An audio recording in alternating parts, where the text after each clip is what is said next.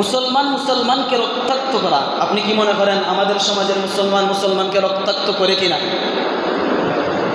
জুড়ে বলেন করে কিনা? এটা কই থেকে শুরু হয়েছে, কার মাধ্যমে শুরু হয়েছে তার নাম জানার দরকার নাই? তার ইতিহাস জানার দরকার আছে না নাই? আমাদের মুসলমানদের উপর জুলুম করে কিনা?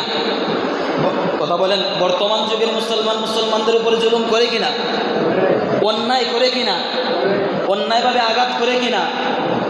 সম্পদ আত্মসাৎ করে কিনা? হ্যাঁ, তো এইটা কই থেকে শুরু হইল? কারণ মুসলমান তো মুহাম্মদুর রাসূলুল্লাহর উম্মত। মুহাম্মদুর রাসূলুল্লাহর উম্মত যদি দাবি করে, সে তো অন্যায়ভাবে কাউকে গালি দিতে পারে না, কারো উপর আঘাত করতে পারে না, কারো উপর জুলুম করতে পারে না, কার সম্পদ আত্মসাৎ করতে পারে না, কাউকে কষ্ট দিতে পারে না।